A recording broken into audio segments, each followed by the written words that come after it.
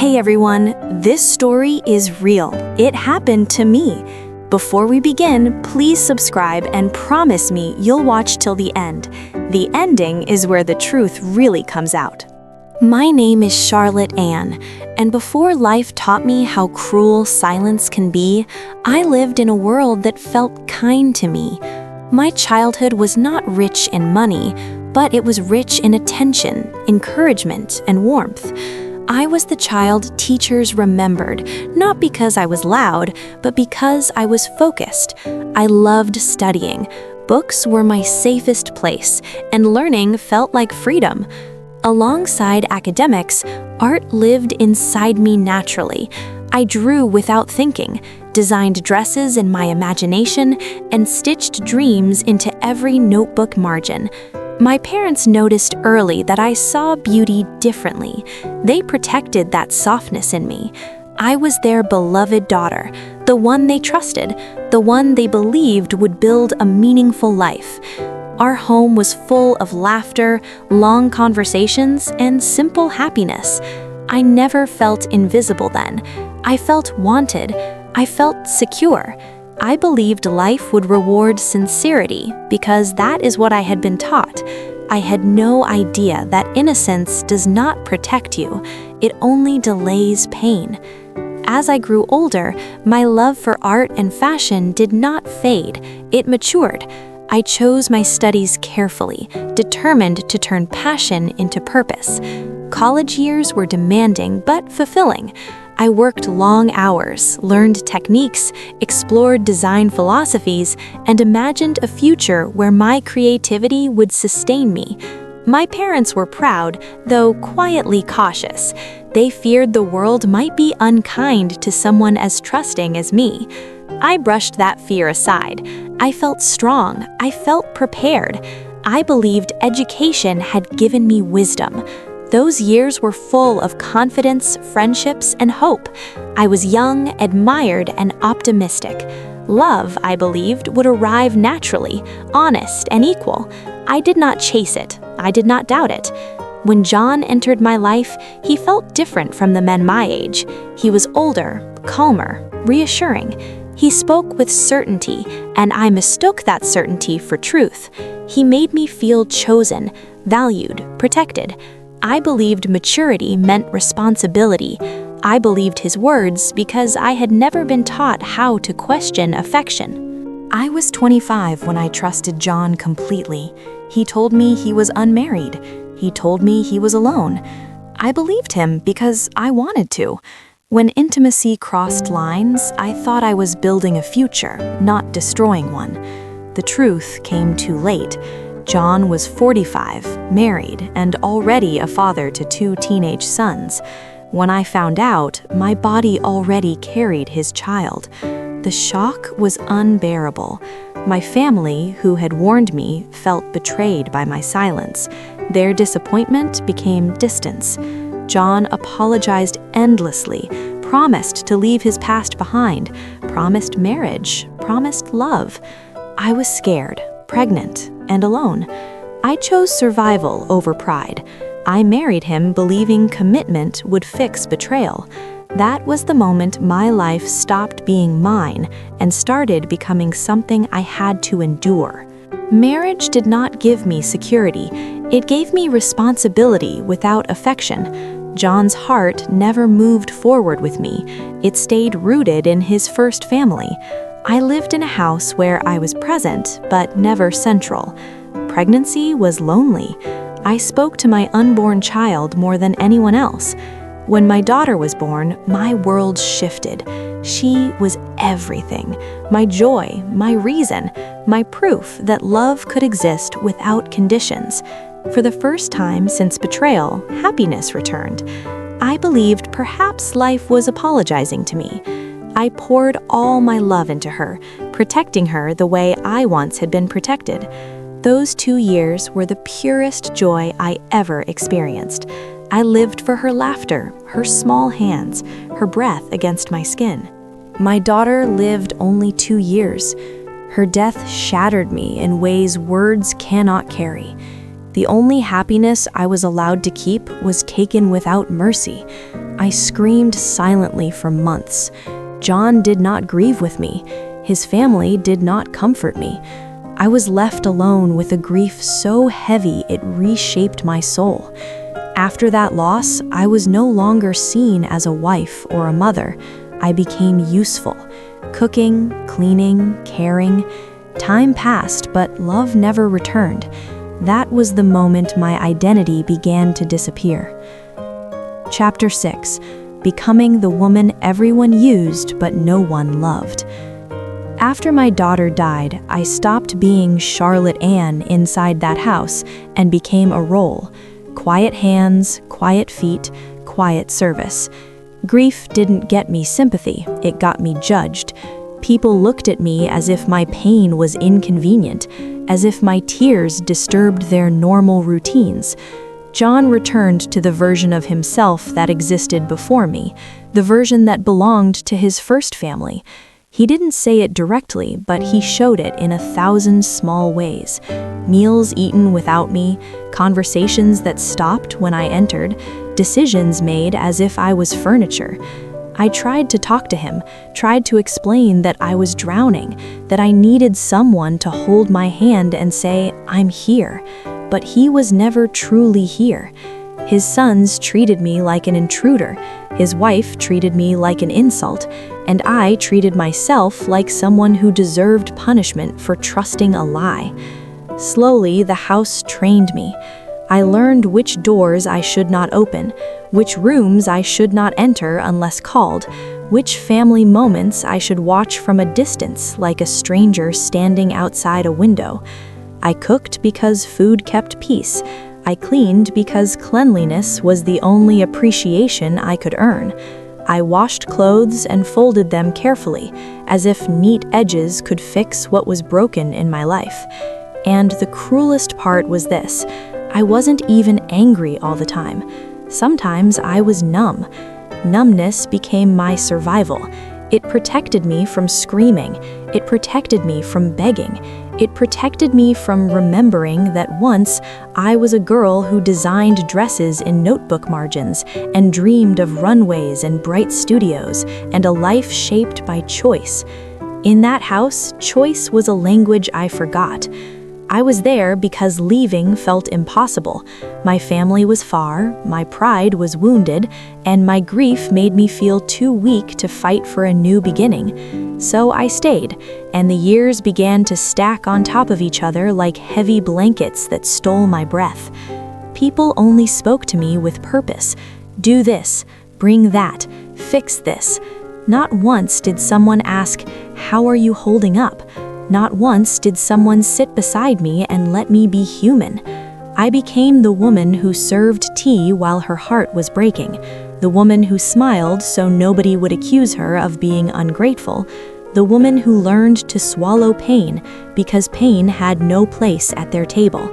And still, every night, when the house went quiet, I sat in my small corner and thought of my daughter, 2 years of light, and I wondered if my life would always be a punishment for a mistake I made, with love in my hands and truth kept away from me. Time didn't slow down because I was suffering. It moved faster, almost mocking me. John's sons grew into men, not because they learned kindness, but because age has a way of making people look mature even when their hearts stay small. Weddings happened, big gatherings, loud laughter, photographs framed on walls. I watched those celebrations from the background, serving plates, clearing glasses, making sure everything looked perfect. I stood close enough to hear vows, close enough to see happy tears, but never close enough to belong. Then children arrived, grandchildren John adored in a way he never adored the child we lost. I told myself not to compare, but grief is not polite. Grief remembers everything. I watched those babies being carried with pride, their tiny clothes bought with joy, their first steps celebrated with clapping hands. I wanted to be happy for them. Sometimes I truly was. I would hold a baby and feel warmth in my arms, and for a second, my heart would forget it was broken. But that second never lasted. The warmth always turned into ache because it reminded me of what was stolen from me. People would hand a child to me, not as a sign of trust, but as a convenience. Watch him, feed her, keep an eye. And I did, because my heart still knew how to love even when I was not loved back. I became the safe pair of hands, the reliable shadow, the woman who made everything easier for them. The strangest part was the way they spoke about me in front of me, as if I couldn't understand words. She's used to it. She doesn't have anyone anyway. At least she's useful. Useful. That word became my label. Not wife, not mother, not artist, not designer. Useful. John grew older too. His voice softened with age, his body slowed down, but his loyalty never moved toward me. He'd sit with his family, surrounded by people, and I'd stand behind him, refilling cups like a stranger hired for the day. Sometimes, late at night, he would glance at me with a tired expression that almost looked like regret. Almost.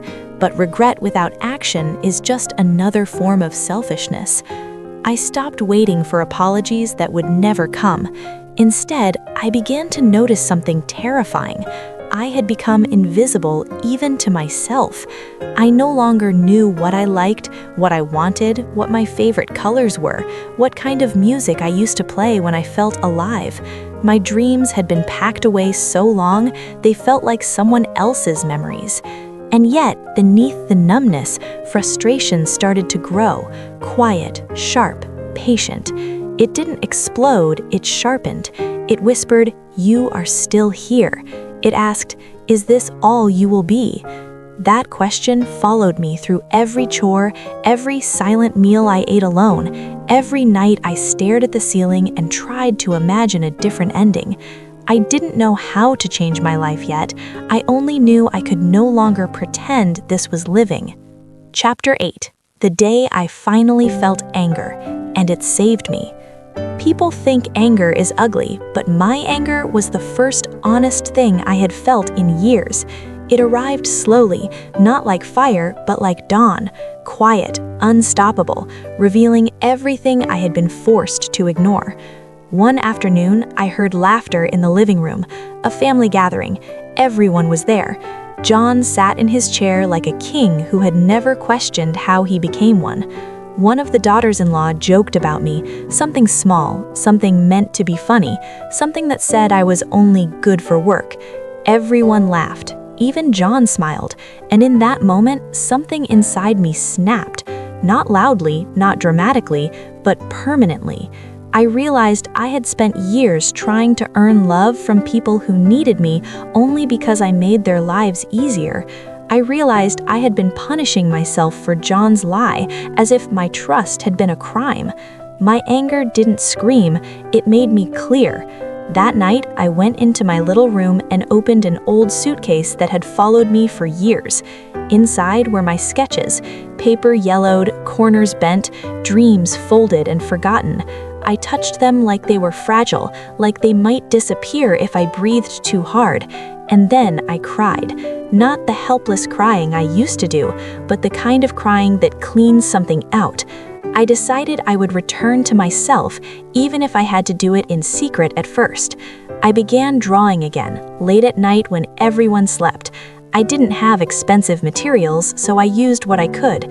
Pencil, simple fabric scraps, donated thread.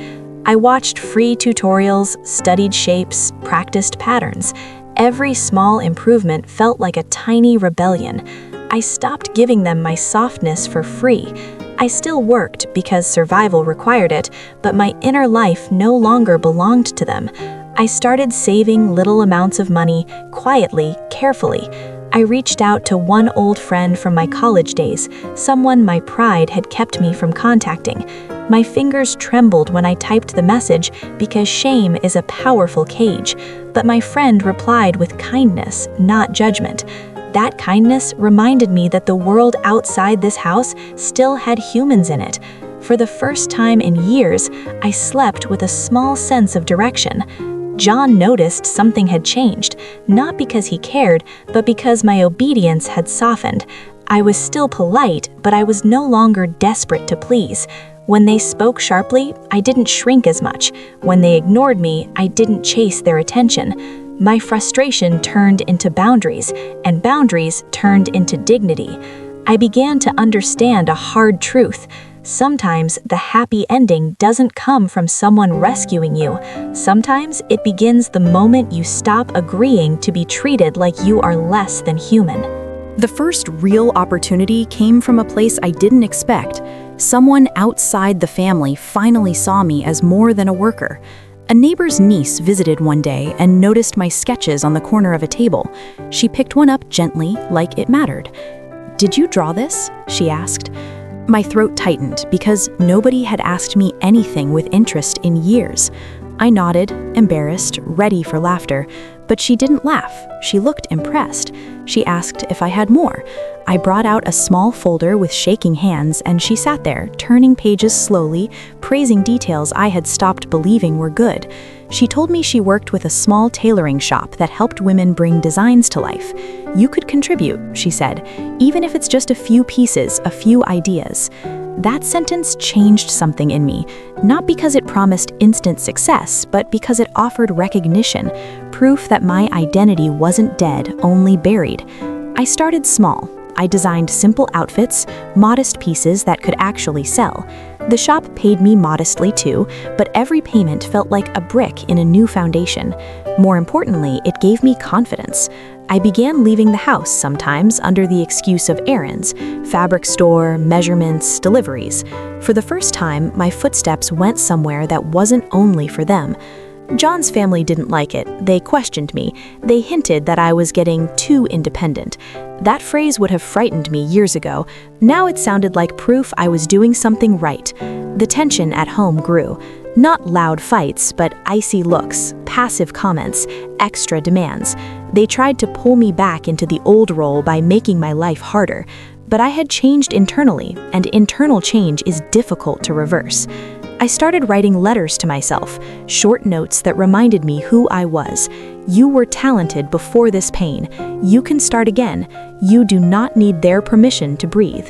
At night, I also began speaking to my daughter's memory, not as a tragedy, but as a light guiding me forward. I told her I won't disappear completely. I promised her that my remaining years would hold something gentler than endless service. My friend helped me connect with a women's support circle. Nothing dramatic, just community, conversation, understanding. These women didn't see my past as shame, they saw it as survival. They taught me that leaving doesn't always mean running away in one day. Sometimes leaving is a process, gathering courage, building resources, strengthening your spirit. And slowly, I did exactly that. I saved more, I took more work, I prepared quietly. Then one day, when John was away and the house was busy with its own selfish noise, I packed a bag. Not a suitcase full of fear, but a bag full of intention. I didn't take much, I didn't need much. I needed air, I needed a chance. I needed to stop living like a shadow. I left a short note, respectful, calm, final, and walked out. My hands shook the whole time, but my heart felt strangely steady. The world outside was not instantly perfect, but it was mine again. My happy ending did not arrive with dramatic apologies or people suddenly realizing my worth. It arrived quietly, like morning light slipping through a window. I moved into a small rented room at first. It wasn't luxurious, but it was clean, safe, and mine. The silence there felt different. In John's house, silence meant rejection. In my new space, silence meant rest. I set up a tiny corner for my work, papers, pencils, fabric, thread. I started rebuilding not only my career, but my identity. The tailoring shop gave me more tasks because my designs sold. Women liked what I created because I understood how clothing should feel: comfortable, dignified, gentle. My hands remembered what my life had almost erased. I also reached out to my parents again, not with excuses, but with honesty. It wasn't easy. Pain existed on both sides, but time had softened them too. They had missed me more than I knew, and I had missed them like a child lost in a crowd. We didn't fix everything in one day, but we began, and that beginning itself felt like a blessing. Some nights, grief still visits me. I still think of my daughter and feel the ache of those 2 precious years. But now my grief is not chained to humiliation. I honor her by living with dignity. I light a candle for her sometimes. I speak her name softly. I imagine her somewhere beyond pain, proud that her mother did not remain a servant forever. John never came to beg. He never came to explain. And strangely, I stopped needing him to. His silence no longer controls my story. My story belongs to me. I learned that love without truth is a trap, and a trap can look like comfort until it tightens. I learned that the biggest mistake I made wasn't trusting. Trust is human. The bigger mistake was staying in a place that punished my humanity. The world did not become magically kind, but I became stronger, wiser, and more careful with my heart. Today, I am older, yes, and my hands show the years, but when I wake up as Charlotte Ann, not as anyone's unpaid shadow. I create, I earn, I choose. I breathe without asking permission, and that is my happy ending. Not romance, not revenge, not loud victory, just peace, self-respect, and a future that finally feels like it has room for me. Life lesson: never confuse attention with love, and never confuse endurance with destiny. You are allowed to start over, even late, even quietly, even with trembling hands, because a life reclaimed is still a life worth living. Thank you for listening to my story and for learning the lesson it carries. If this story touched you and you liked the video, please subscribe to the channel and stay connected for more true stories based on real-life experiences.